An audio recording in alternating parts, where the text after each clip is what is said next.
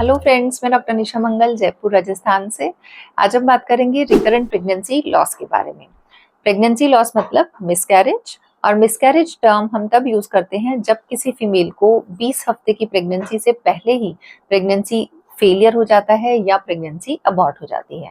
अगर हम ओवरऑल देखें तो लगभग 15 से 16% फीमेल्स होती हैं जिनको प्रेगनेंसी 20 हफ्ते से ऊपर कंटिन्यू नहीं रह पाती और मिसकैरेज हो जाता है।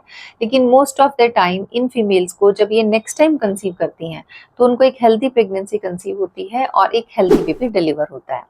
बट कुछ फीमेल्स होती हैं, अप्रोक्सीमेटली 1 to 2% फीमेल्स, जिनको एक बार मिसकैरेज होने के बाद में जब वो नेक्स्ट टाइम कंसीव करती हैं तो नेक्स्ट टाइम भी उनको हेल्दी कंसेप्शन नहीं होता और नेक्स्ट टाइम भी उनको मिसकैरेज हो जाता है। ऐसे ही पेशेंट्स में हमें 2, 3 या 4 बार भी मिसकैरेजेस देखने को मिलते हैं। इवन मोर देन 4 टाइम्स भी उनको कंटिन्यूअस मिसकैरेजेस हो जाते हैं। तो जिन भी फीमेल्स को 2 या 2 से ज्यादा बार मिसकैरेज होता है, उनके लिए जो टर्म हम यूज करते हैं वो टर्म होती है रिकरेंट प्रेगनेंसी लॉस या RPL। रिकरेंट मतलब बार बार और प्रेगनेंसी लॉस मतलब मिसकैरेज।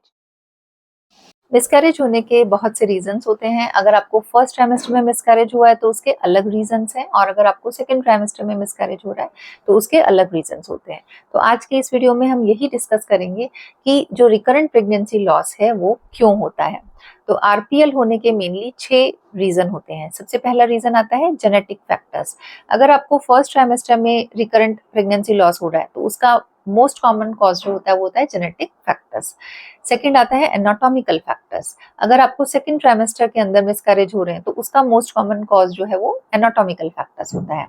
थर्ड रीजन आता है कि पेशेंट को कोई भी मेडिकल या एंडोक्राइनोलॉजिकल प्रॉब्लम है। फोर्थ रीजन आता है मेल फैक्टर, जिसमें कि हस्बैंड को कोई प्रॉब्लम है।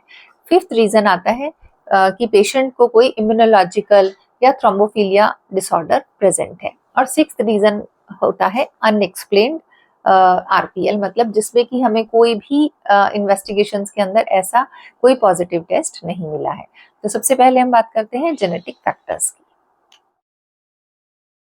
Genetic causes first trimester miscarriages का मोस्ट कॉमन रीजन होते हैं, और लगभग 4 से 5% फीमेल्स जिनको भी रिकरेंट मिसकैरेजेस हो रहे हैं, मतलब RPL हो रहा है, तो उसका रीजन भी जेनेटिक फैक्टर्स होते हैं।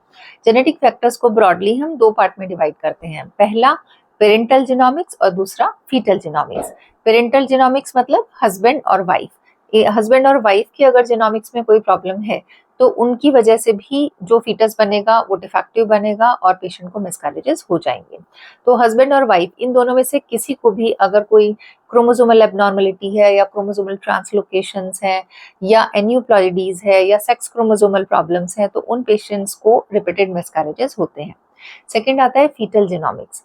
फीटल जीनोमिक्स के अंदर हो सकता है कि हस्बैंड और वाइफ दोनों का जीनोमिक्स नॉर्मल है, लेकिन जब एग और स्पर्म का मीटिंग होता है तो उसके जो एम्ब्रियो फॉर्म होता है उस फॉर्मेशन के दौरान अगर कोई डिफेक्ट हो जाए कि जो फीटस का जीनोमिक्स है वो ठीक नहीं बना है, तो उन पेशेंट्स के अंदर भी मिसकैरेजेस हो जाते हैं।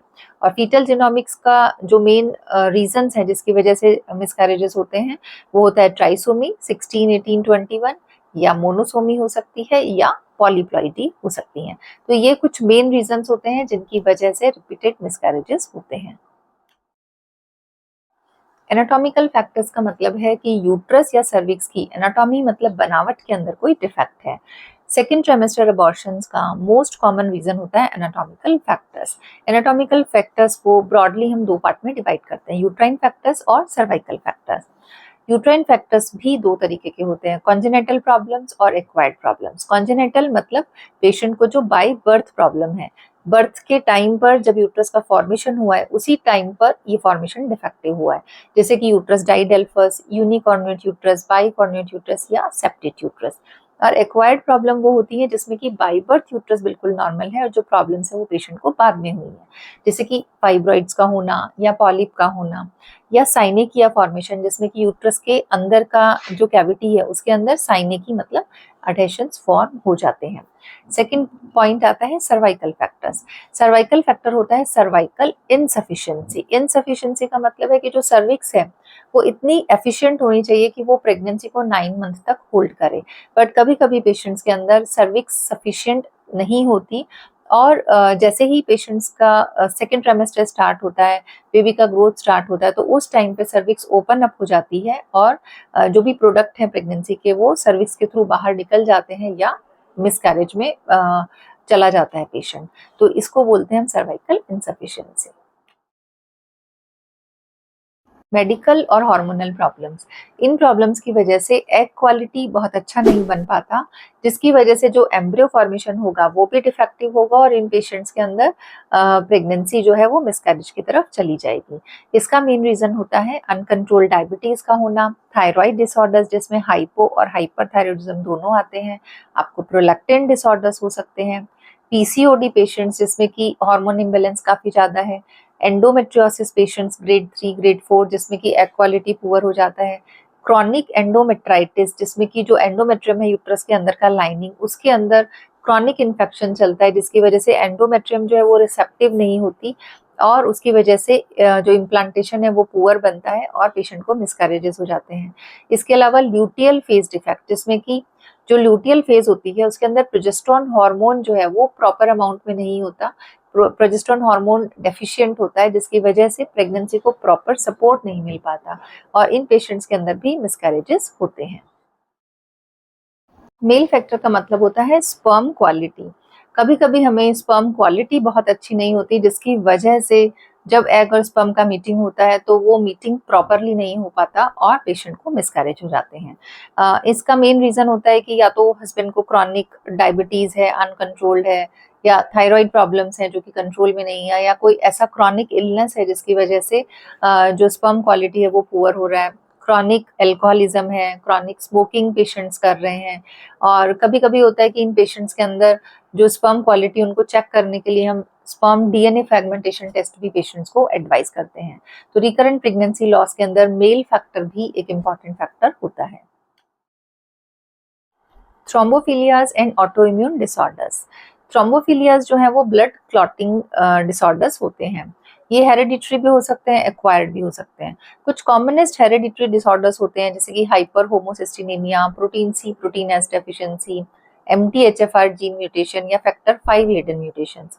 इन सभी के अंदर जो है ब्लड क्लॉटिंग के अंदर डिफेक्ट होता है और जैसे ही पेशेंट कंसीव करता है तो जो मदर से बेबी के अंदर ब्लड पहुंचता है स्मॉल वेसल से, उन स्मॉल वेसल के अंदर क्लॉटिंग हो जाती है, जिसकी वजह से ब्लड प्रॉपरली नहीं पहुंच पाता और पेशेंट को मिसकैरेज की प्रॉब्लम हो जाती है।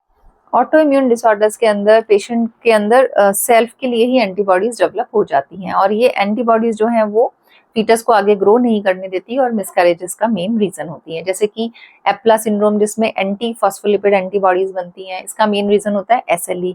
इसके अलावा रिमेटॉइड आर्थराइटिस, हॉशिमोटो थायराइडाइटिस, जॉगरेन सिंड्रोम, ऐसे बहुत से ऑटो इम्यून डिसऑर्डर्स होते हैं जिनमें पेशेंट को रिपीटेड मिसकैरेजेस होते हैं।